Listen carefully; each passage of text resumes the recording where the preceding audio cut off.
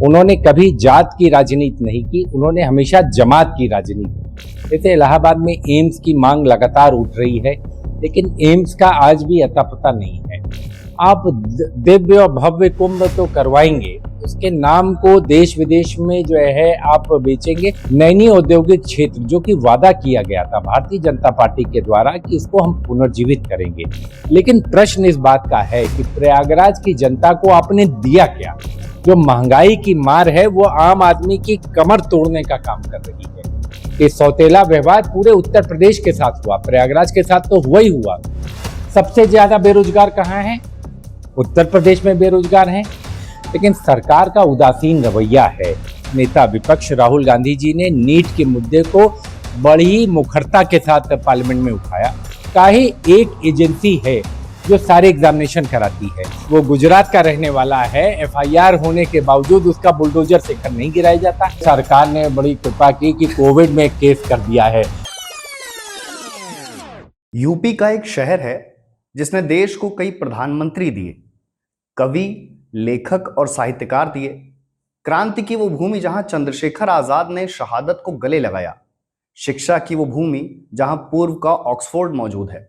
उस प्रयागराज के सांसद हैं, राजनीतिक मंचों से लेकर सदन तक अपनी अभिव्यक्ति के दौरान बेहद सहज और सुलझे हुए नजर आते हैं।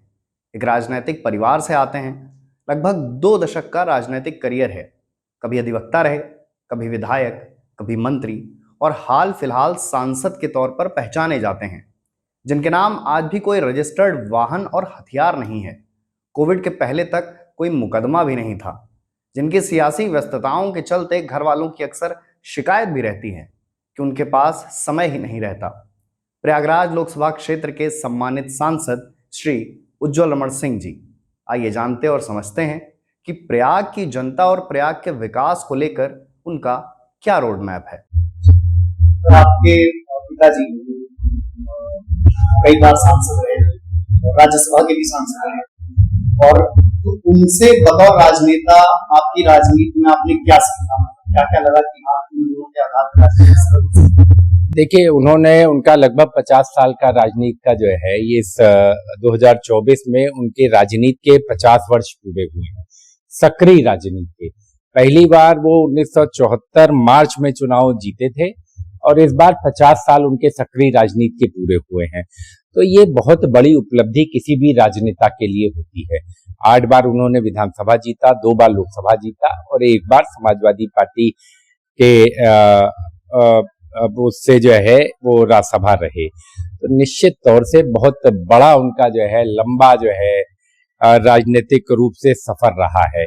और जिस तरीके से उनका जनता से जुड़ाव रहा, जिस तरीके से जनता के बीच उनका लगाव रहा और जो जनता का प्रेम उनके प्रति रहा, ये बहुत कुछ सीखने को मिलता है। और जिस तरीके से उन्होंने जनता की पिछले 50 सालों में सेवा की है, और खास तौर से इलाहाबाद संसदीय क्षेत्र कह ले, पूरे प्रयागराज जनपद को कह ले, पूरे जहां जहां उन्होंने जो है जब कभी भी मौका मिला उन्होंने उस क्षेत्र को आगे बढ़ाने का काम किया है। लगातार ये प्रयास किया है कि ये क्षेत्र जो है आगे बढ़े। और ये क्षेत्र को बुंदेलखंड की सुविधा पहले नहीं मिला करती थी। जमुना पार पठारी इलाका है, बहुत सारे क्षेत्रों में पानी की बहुत बड़ी समस्याएं हैं, तो उन्होंने बुंदेलखंड की सुविधा को भी इस क्षेत्र को दिलवाने का काम किया। समय पड़ने पर जो है 3-3 फैक्ट्रियां जो है पावर प्लांट लगवाने का भी काम किया। फिर उसके बाद इलाहाबाद मेडिकल कॉलेज को 150 करोड़ रुपए दिलवाने का काम किया जो है। उस समय कांग्रेस पार्टी की सरकार थी और प्रदेश में समाजवादी पार्टी, तो 150 करोड़ रुपया जो है पीएमएसएसवाई के तहत इलाहाबाद मेडिकल कॉलेज को दिया गया। तो लगातार उन्होंने इस क्षेत्र में विकास की जो कड़ी थी उसको आगे बढ़ाकर विकास की राजनीति करने का काम किया। उन्होंने कभी जात की राजनीति नहीं की, उन्होंने हमेशा जमात की राजनीति की, जिसके बदौलत वो राजनीति में इस मुकाम तक पहुंचे। तो उसी राजनीति को हम लोग आगे बढ़ाने का काम कर रहे हैं। सर, देश की राजनीति में 2 बड़े परिवार हैं, एक गांधी परिवार, एक नेताजी परिवार। तो इनमें से किससे आपकी बेहतर बॉन्डिंग हो गई? देखिए, नेताजी के परिवार से तो बहुत लंबा जुड़ाव रहा और बॉन्डिंग पहले भी थी, आज भी है और कल भी रहेगी। और गांधी परिवार के साथ भी जो है हमारे बहुत अच्छे और मधुर रिश्ते हैं। और मुझे उम्मीद ही नहीं, पूरा विश्वास है कि जिस तरीके से उनका इलाहाबाद के प्रति जो लगाव है, जो प्रेम है, जो जुड़ाव है गांधी परिवार का, वो निश्चित तौर से वो आशीर्वाद हमारे ऊपर भी रहेगा, जिससे हम प्रयागराज के लोगों की सेवा कर सके। तो 2004 से 2007 के बीच उत्तर प्रदेश में सपा की सरकार रही, आप मंत्री भी रहे। तो ये जो आपका, और उसमें नेताजी स्वर्गीय श्री मुलायम सिंह यादव जी मुख्यमंत्री है, तो उनको, उनके लिए आपके सर क्या विचार है? उनको नेताजी और धरती पुत्र क्यों कहा जाता है? हमने बहुत नजदीक से उनके साथ काम किया है, तो मेरा मानना है कि जितने करीबी से उन्होंने जमीन पर लोगों के बीच रहकर काम किया था, और जब वो पदों पर आए तो उसको उन्होंने बदलाव, एक बड़ा बदलाव करने का काम किया। एक मैं कहूं कि सामाजिक न्याय की जो क्रांति है, जो सामाजिक न्याय की जो व्यवस्था है, उसको नेताजी मुलायम सिंह यादव जी ने उसको जो है उत्तर प्रदेश में स्थापित करने का काम किया। ये बहुत बड़ा बदलाव था उस दौर में जब 89 में पहली बार सरकार बनी। और बहुत सारे काम जो है, चाहे लड़कियों को जो है शिक्षा के लिए पैसे देने की व्यवस्था हो, सबसे पहले मुलायम सिंह यादव जी की सरकार में हुआ। क्रांतिकारी कदम में नेताजी, क्योंकि जमीन से उनका लगातार जुड़ाव रहा, इसी के लिए लोग उनको फिर धरती पुत्र बुलाने लगे। आम जनता की भाषा में धरती पुत्र हो गए, क्योंकि वो लोगों की समझ को, उनकी समस्याओं को बहुत गहन रूप से, बहुत बारीकी से समझते थे, उनके दर्द को समझते थे, और जब कभी भी उनको मौका मिला तो उसको निराकरण करने का उन्होंने प्रयास अपनी कलम से करने का। और मैं तो कहूंगा कि उत्तर प्रदेश का इतिहास लिखा जाएगा तो उसमें मुलायम सिंह यादव जी का नाम स्वर्णिम अक्षरों से लिखा जाएगा, क्योंकि उन्होंने अपने मुख्यमंत्रित्व काल में ऐतिहासिक काम उत्तर प्रदेश की महान जनता के लिए किया है। 4 जून 2024 को जब लोकसभा चुनाव के परिणाम, आपका एक साक्षात्कार है जिसमें आपने कहा कि प्रयागराज और यहाँ की जनता के साथ सौतेला व्यवहार किया। तो आपके मुताबिक सर वो सौतेला व्यवहार क्या?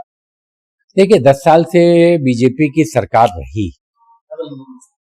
डबल इंजन की सरकार रही, प्रदेश में भी केंद्र में भी। कोई भी ऐसा कोई बड़ा प्रोजेक्ट इलाहाबाद के लिए, जैसे इलाहाबाद में एम्स की मांग लगातार उठ रही है, लेकिन एम्स का आज भी अता पता नहीं है। आप दिव्य और भव्य कुंभ तो करवाएंगे, उसके नाम को देश विदेश में जो है आप बेचेंगे, लेकिन एक एम्स अगर इलाहाबाद में जो है भारत की सरकार दे देती तो मुझे लगता है कि 10 जिलों में उसका बड़ा ही व्यापक, अगर आज कोई गंभीर रूप से बीमार होता है, मैं बतलाऊं आपको, तो आप इस बात को अनुभव करते होंगे, लखनऊ और दिल्ली के अलावा आदमी के पास कोई रास्ता नहीं बचता है। अगर आपको किडनी हो गया, लिवर की बीमारी हो गई, हार्ट की बीमारी हो गई, कैंसर की बीमारी हो गई, कमला नेहरू हॉस्पिटल के अलावा कोई हॉस्पिटल नहीं जहां आप इलाज करा सकें। और ये सारे हॉस्पिटल इतने ज्यादा ओवरलोडेड है, आम आदमी की ताकत नहीं कि वो प्राइवेट हॉस्पिटल और नर्सिंग होम में खेत बेच करके इलाज करा सके। तो मेरा मानना है प्रयागराज को एम्स मिलना चाहिए था। नैनी औद्योगिक क्षेत्र, जो कि वादा किया गया था भारतीय जनता पार्टी के द्वारा कि इसको हम पुनर्जीवित करेंगे, आप बीपीसीएल देख लीजिए, आप आईटीआई देख लीजिए, आप टीएसएल देख लीजिए, आप हिंदुस्तान केबल गई तो एचएएल के पास, लेकिन आज भी जो है लोगों को रोजगार और काम उस अनुपात में नहीं मिल पा रहा जितना एचएएल के पास है। तो मेरा कहना है कि नैनी इंडस्ट्रियल एरिया पुनर्जीवित नहीं हो पाया। पूरा जमुना का पार का इलाका, एक भी नई नहर का निर्माण नहीं हो पाया, एक भी नई नहर का निर्माण नहीं हो पाया, एक भी बड़ी फैक्ट्री, जैसे हम गए तो रिफाइनरी की बात हमने उठाई। रिफाइनरी 1996 में इसका शिलान्यास हुआ था, आज 2024 में है, 28 साल से वो रिफाइनरी इंतजार कर रही है लोगों का, वो इंतजार कर रही है लोग इंतजार कर रहे हैं प्रयागराज का कि वो रिफाइनरी और पेट्रोकेमिकल कॉम्प्लेक्स कब मिलेगा प्रयागराज को। आप पूरा शहर देखिए, पूरा शहर जाम से जूझ रहा है। अगर आप कहीं चले जाएं और अस्पताल पहुंचना चाहें तो आप जाम में फंस जाएंगे, आप निकल नहीं पाएंगे। तो आप, ये मूलभूत समस्याएं हैं। प्रयागराज में आज आईटी सिटी होना चाहिए था। आज जो हमारा एयरपोर्ट है इसको इंटरनेशनल एयरपोर्ट बनाना चाहिए था। रात को प्लेन लैंड नहीं कर पाते हैं। आज से कलकत्ता की कनेक्टिविटी नहीं है जो है, अगर कलकत्ता यहाँ आदमी जाना चाहे तो उसकी कनेक्टिविटी, तो कहीं ना कहीं मुझे लगा कि अगर आप इसका इलाहाबाद प्रयागराज में आप कहते हैं कुंभ आया, बहुत आप अपनी पीठ थपथपाएंगे, ऐसा तो नहीं कि पहली बार कुंभ आया। 2013 में भी अखिलेश यादव जी ने कुंभ करवाया था, 2006 में भी जो है मुलायम सिंह यादव जी के जमाने में हुआ। लेकिन प्रश्न इस बात का है कि प्रयागराज की जनता को आपने दिया क्या? भाई हम अगर वोट देते हैं, 10 साल से सांसद भी थे, विधायक भी थे, मेयर भी थे, मुख्यमंत्री भी थे, प्रधानमंत्री भी थे, इससे ज्यादा जनता ताकत दे क्या सकती है? जनता ने सारी ताकत आपको दिया, लेकिन प्रयागराज को वो नहीं मिला जो अपेक्षित था। तो निश्चित तौर से हमारा मानना था कि हमेशा मैंने लोकसभा के बजट के बाद भी ये बात कही थी कि सौतेला व्यवहार पूरे उत्तर प्रदेश के साथ हुआ, प्रयागराज के साथ तो हुआ ही हुआ। पूरे उत्तर प्रदेश को आप बता दीजिए, 10 सालों में दोनों बार सरकार उत्तर प्रदेश से होकर गई, इतनी बड़ी संख्या में सांसद जीत कर गए। लेकिन सारे कल कारखाने कहां लग रहे हैं? गुजरात में जाकर लगते हैं। सबसे ज्यादा बेरोजगार कहां है? उत्तर प्रदेश में बेरोजगार हैं। आज मैं अपने गांव में आया हूं, बाहर बैठा था, सबसे ज्यादा एप्लीकेशन मुझे जो है लोगों की नौकरी की मिलती है कि आप एनटीपीसी में नौकरी लगवा दीजिए, आप किसी और कारखाने में नौकरी लगवा दीजिए। तो या भारतीय जनता पार्टी मुद्दों को भटकाना चाहती है, भटकाव करके वास्तविक जो मुद्दे हैं जनता के, आज आम आदमी पिस किस चीज से रहा है? महंगाई से पिस रहा है। जो महंगाई की मार है वो आम आदमी की कमर तोड़ने का काम कर रही है। मैं सिर्फ यही कहना चाहूंगा, और इन मुद्दों पर जो है, जब बजट आया था तभी भी तरह तरह से सभी सांसदों ने इस बातों को रखा था, लेकिन सरकार का उदासीन रवैया है, जो वास्तविक मुद्दे हैं उन पर उदासीन रवैया है। प्रयागराज पूरब का ऑक्सफोर्ड है, शिक्षा का केंद्र माना जाता है एक समय में, और ऐसे समय में सर जब यूपी पुलिस और आरओ जैसे महत्वपूर्ण संस्थाओं के पेपर लीक, तो सरकार पर भी सवाल उठता है और युवाओं की एक बड़ी समस्या सामने आ जाती है, समाज की। तो सर इस मुद्दे पर बतौर जनप्रतिनिधि, बतौर प्रयागराज की जनता, ये युवाओं के लिए क्या? देखिए, ये दुखद है, चाहे पेपर लीक का मामला हो, चाहे ऑक्सफोर्ड ऑफ द ईस्ट में पढ़ाई की स्तर का मामला हो, दोनों ही हमारे लिए चिंताजनक विषय है। और इस मुद्दे पर कांग्रेस पार्टी के नेता विपक्ष राहुल गांधी जी ने नीट के मुद्दे को बड़ी मुखरता के साथ पार्लियामेंट में उठाया। कांग्रेस पार्टी और इंडिया गठबंधन के सभी घटक दलों, अखिलेश यादव जी ने भी इसको मजबूती के साथ रखा। लेकिन सरकार की तरफ से क्या जवाब आया? सरकार कह रही जांच हो रही है। जांच विषय नहीं है, कहीं ना कहीं हम सिस्टम पर सवाल उठा रहे हैं कि सिस्टमेटिक फेलियर है, सिस्टम का फेलियर है। जिस तरीके से काहे एक एजेंसी है जो सारे एग्जामिनेशन कराती है, उस एजेंसी पर एफआईआर भी होती है, लेकिन उसका प्रोपराइटर नहीं पकड़ा जाता है। इतने बड़े एजेंसी जो कराती है, उसका जो प्रोपराइटर वो गुजरात का रहने वाला है, एफआईआर होने के बावजूद उसका बुलडोजर से घर नहीं गिराया जाता। आप आम आदमी का तो बुलडोजर से घर गिरा देते हैं, लेकिन जिसने इतना बड़ा पाप किया या पाप का भागीदार हो, उसके साथ आपका बर्ताव जो है कहीं ना कहीं, क्योंकि वो एक अमुक राज्य का व्यक्ति रहने वाला है और उसको कहीं ना कहीं प्रतीत होता है, अब ये तो जांच का विषय है कि उसको संरक्षण प्राप्त है। नहीं तो काहे इतने सारे एग्जामिनेशन जितने भी हुए और जो लीक हुए, सभी उसी एजेंसी के द्वारा हुए और सभी उसी प्रोपराइटर की कंपनी के द्वारा हुए। ऐसा क्यों? तो ये सरकार को जांच करके जनता के सामने इस चीज को लाना चाहिए। देखिए, अभिभावकों का भी और जो विद्यार्थी हैं उनका विश्वास भी उठ गया है इस व्यवस्था पर। इसलिए हमारा तो कहना है कि सरकार को विश्वास पैदा करना चाहिए विद्यार्थियों को कि जिस परीक्षा को आप दे रहे हो उसमें ईमानदारी के साथ उसका रिजल्ट आउट हो, बेईमानी ना हो। क्योंकि देखिए, जो ग्रामीण परिवेश का आदमी है, बड़ी मेहनत करके वो वहां तक पहुंचता है और उसको आप ढकेल किस पर रहे हैं? नीट में अगर आपके पास पैसा न हो तो आप डॉक्टर नहीं बन सकते। आपने ऐसा मॉडल तैयार किया कि जिसमें गरीब आदमी का बच्चा जो है डॉक्टर बन नहीं सकता। अगर आप पैसे वाले हैं, अगर आप कोटा में पढ़ सकते हैं, अगर आप कोचिंग इंस्टीट्यूट से पढ़ सकते हैं, तभी आप नीट की परीक्षा निकाल सकते हैं। तो मुझे लग रहा है कि इस व्यवस्था पर हमको व्यवस्था बदलाव की हम लोगों ने बात उठाया था, जिसको मुझे लगता है कि सरकार ने गंभीरता से नहीं ली। जितनी गंभीरता होनी चाहिए, सरकार इसमें भी राजनीति करना चाहती है, लेकिन इसमें बदलाव की जरूरत है। इंडिया अलायंस के दो बड़े नेता, एक तो राष्ट्रीय अध्यक्ष सपा के और अखिलेश यादव, और दूसरे कांग्रेस के फिलहाल मुखिया राहुल गांधी जी। दोनों की कार्यशैली में सर बेहतर प्रभावशाली आपको किसकी कार्यशैली लगती है? देखिए, राहुल गांधी जी निश्चित तौर से देश के बड़े नेता हैं, अखिलेश यादव जी भी बड़े नेता हैं, और इन दोनों के गठबंधन की वजह से ही उत्तर प्रदेश में इतने अच्छे नतीजे आए। जो इंडिया गठबंधन बना, जो अन्य घटक दल भी जो इसमें जुड़े, सबकी वजह से एक अच्छा नतीजा उत्तर प्रदेश में आया। तो मुझे लगता है कि दोनों ही अपने अपने कार्य क्षेत्र में दक्ष हैं, कुशल हैं, और जिस तरीके से राहुल गांधी जी अभी आए थे प्रयागराज, और संविधान सम्मान सम्मेलन में जिस तरीके की उन्होंने निश्चित तौर से भाषण दिया, जो दिल से दिया हुआ भाषण था, और जिस तरीके से एक सामाजिक बदलाव और परिवर्तन की उन्होंने बात कही, और उन्होंने कहा कि इसका राजनीतिक लाभ हो या नुकसान हो, लेकिन मैं इस काम को करूंगा। कहीं न कहीं वो इस बात को दर्शाता है, उनकी दृढ़ता का प्रतीक है, और मुझे लगता है कि आने वाले दिनों में आमूल-चूल परिवर्तन देश की सामाजिक व्यवस्था में करने का काम राहुल गांधी जी भी करेंगे, और निश्चित तौर से अखिलेश यादव जी का भी उसमें सहयोग रहेगा।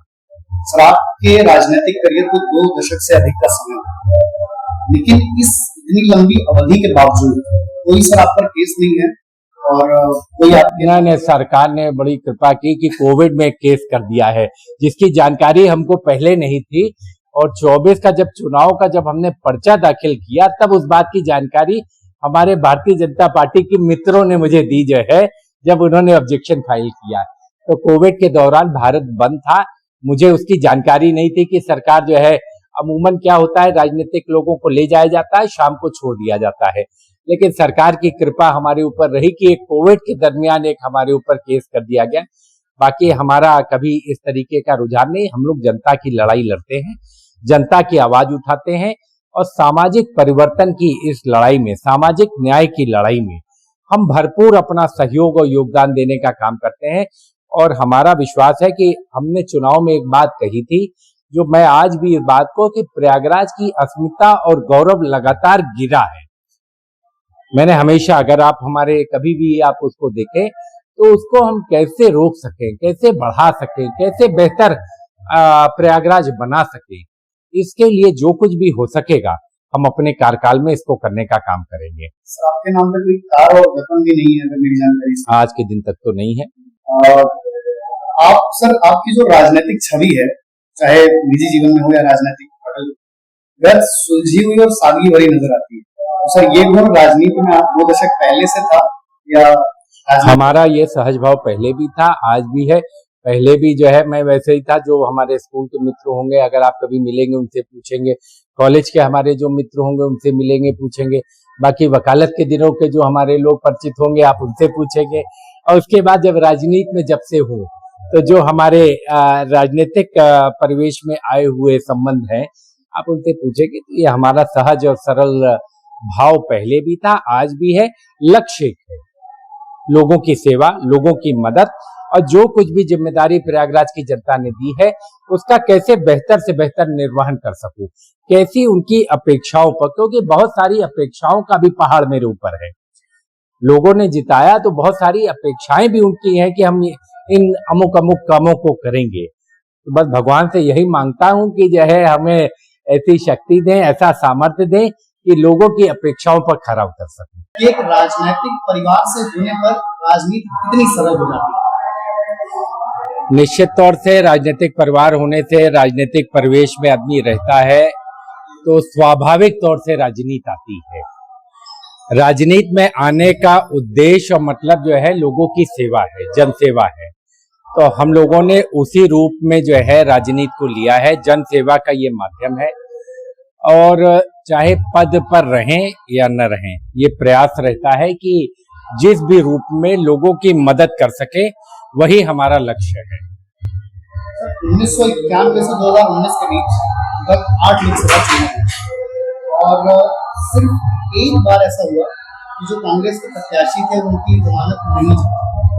तो एक शोर ऐसा था कि ये इलाहाबाद की जो लोकसभा सीट है ये परंपरागत सीट नहीं है, लेकिन आपने इस हार के मार्जिन को जीत को बहुत बड़े मार्जिन में कन्वर्ट किया। तो ये कैसे संभव हुआ सर? देखिए, ये प्रयागराज की महान जनता के बदौलत ये संभव हुआ है और मैं सिर्फ इतना ही कहना चाहूंगा कि ये 84 के बाद का जो मिथक टूटा और जो कांग्रेस पार्टी की ऐतिहासिक जीत हुई, इसका पूरा का पूरा श्रेय प्रयागराज की महान जनता को जाता है, जिसके बदौलत ये संभव हो पाया। और मैं जनता का आभार भी व्यक्त करना चाहूंगा, जनता को धन्यवाद भी देना चाहूंगा कि इतने बड़े अंतराल के बाद इतने बड़े अंतर से ये ऐतिहासिक जीत प्रयागराज की जनता ने दिलवाई है। सर, भारत रत्न पुरुषोत्तम दास टंडन, पूर्व पीएम लाल बहादुर शास्त्री, वीपी सिंह, मुरली मनोहर जोशी, हेमंती नंदन, इतने बड़े बड़े नामों ने इलाहाबाद की लोकसभा सीट का प्रतिनिधित्व किया। इसे आप कितनी बड़ी जिम्मेदारी मानते हैं? बहुत बड़ी जिम्मेदारी है और जितने बड़े नामों की आपने चर्चा की, निश्चित तौर से ये प्रयागराज शहर ही रहा है। बड़े बड़े जिनकी राजनीतिक सोच रही, जिनकी समझ रही, जिन्होंने राजनीति में बड़े कद के ये लोग रहे और ये बड़ी जिम्मेदारी हमारे ऊपर आज जनता ने डाली है। तो निश्चित तौर से सेवा में कोई भी कमी जो है छोड़ने का काम हम लोग नहीं करेंगे और मेरा प्रयास यही रहेगा कि जनता की सेवा जो है करते रहे। कांग्रेस पार्टी का हिस्सा बने तो उसका एक समारोह हुआ और उसमें पत्रकार बंधुओं ने सवाल किया था कि प्रयागराज की लोकसभा सीट से लड़ेंगे। तो कांग्रेस के जो प्रदेश अध्यक्ष हैं जयराज जी, उन्होंने कहा कि आए हैं तो लड़ेंगे, योद्धा तो लड़ता ही है। तो अब कांग्रेस के प्रदेश अध्यक्ष से आपकी कैसी मित्रता है? देखिए, वो हमारे अध्यक्ष हैं, अध्यक्ष के रूप में अभिभावक हैं और मैं ये नहीं कहूंगा कि हमारे मित्रता है, लेकिन अभिभावक के रूप में हमेशा उनका सहयोग हमको मिलता रहा है और भविष्य में भी मिलता रहेगा। इसकी मेरा पूरा विश्वास है, मेरा पूर्ण विश्वास है कि हमेशा ही उनका आशीर्वाद और सहयोग मुझे मिलेगा। एक बात और सब पूछ लेता हूँ इस वालों से, कि कभी आप अपने मित्रों से क्या कभी, क्योंकि आप इलाहाबाद से हैं, तो शहर का गुण है वो नहीं जाता, तो कभी अपने मित्रों से हंसी ठिठोली में इलाहाबाद के एक्सेंट में बात करते हैं? हमारा प्रयागराज और खासतौर से जो जमुना पार की भाषा है, इस भाषा से तो लोकल जो स्थानीय लोग हैं उनसे उसी में भाषा में बात करते हैं। अपने मित्रों से भी कभी कभार, नहीं तो उनसे तो सामान्य तौर पर तो नहीं, लेकिन कभी कभार हो गई बात तो हो गई। लेकिन स्थानीय जनता से तो उन्हीं के जिस भाषा का प्रयोग हो वही, हमारी उनकी भाषा एक है, हमारी उनकी माटी एक है, हम और वो एक है, यही हमारी ताकत है। तो इसी ताकत के बदौलत आज हम यहाँ पर बैठे हुए हैं। तो हमारा और क्षेत्रीय जनता का जो जुड़ाव और लगाव दिखावे का नहीं है, नेता का संबंध नहीं है, वो बड़ा ही व्यक्तिगत पारिवारिक संबंध हर क्षेत्र के साथ हमारा है, लंबा संबंध है। तो इसी के लिए मैंने कहा कि लोगों की सेवा का मौका मिला है तो जितना कुछ हो सकेगा लोगों की सेवा करने का काम करें।